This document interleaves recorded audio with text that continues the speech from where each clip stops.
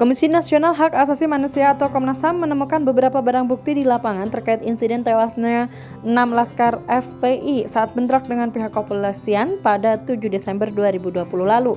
Komisioner Komnas HAM Khairul Anam dalam konferensi persnya menyatakan pihaknya memperoleh ada 7 proyektil dan 4 selongsong dan bekas pecahan mobil yang diperoleh di lapangan. Tak hanya itu, ditemukan juga bukti rekaman CCTV sebelum dan sesudah kejadian.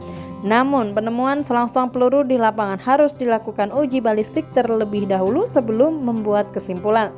Komnas HAM berjanji uji balistik akan dilakukan dengan terbuka. Saya akan menambahkan aja detail-detail. Yang pertama, proyektil jumlahnya 7. Satu, kami tidak terlalu yakin. Jadi dari 7 itu kami satu tidak terlalu yakin. Jadi yang yakin 6, yang satu kita nggak yakin. Yang kedua, selongsong 4, 3 utuh, satunya kami duga itu adalah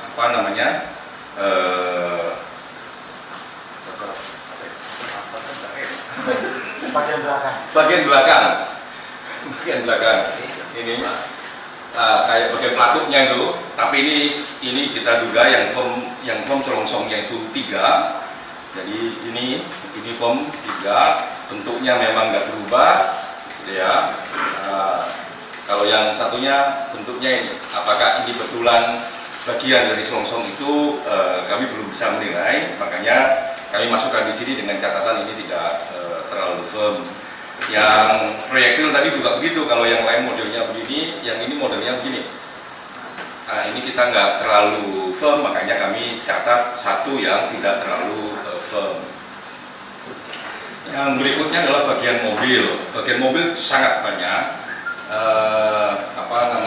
Ini juga akan kita uji karena secara kasat mata kemarin waktu kita lihat di pemeriksaan mobil itu ada yang sebagian kecil banget itu ada yang identik, tapi yang lain harus dipastikan. Nah, identik itu pengertiannya identik kasat mata, bukan identik secara ilmiah harus diuji lapor dan sebagainya. Nah, itu yang memang masih butuh proses. Ini semua, ini seperti yang tadi dijelaskan oleh Pak Amir, masih membutuhkan uji balistik. Nah, kami sedang mengupayakan uji balistiknya sifatnya terbuka dan transparan, akuntabel yang paling penting. Apa itu? Ya, kalau bisa diakses dan sebagainya, itu akan membuat terangnya bersiwa. Jadi ini kami temukan di beberapa titik, gitu ya. Tidak satu titik, tapi di beberapa titik. Nah, kami tidak bisa menyebutkan titiknya di mana saja, karena itu sedang kami cross check ulang titik mana saja yang sesuai dan tidak sesuai. Hingga kini tim penyelidikan belum mengeluarkan kesimpulan atau rekomendasi terkait insiden tewasnya 6 laskar FPI.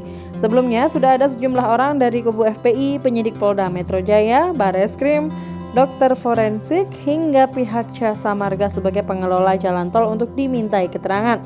Selain itu, Komnas HAM juga akan meminta keterangan para ahli untuk proses selanjutnya.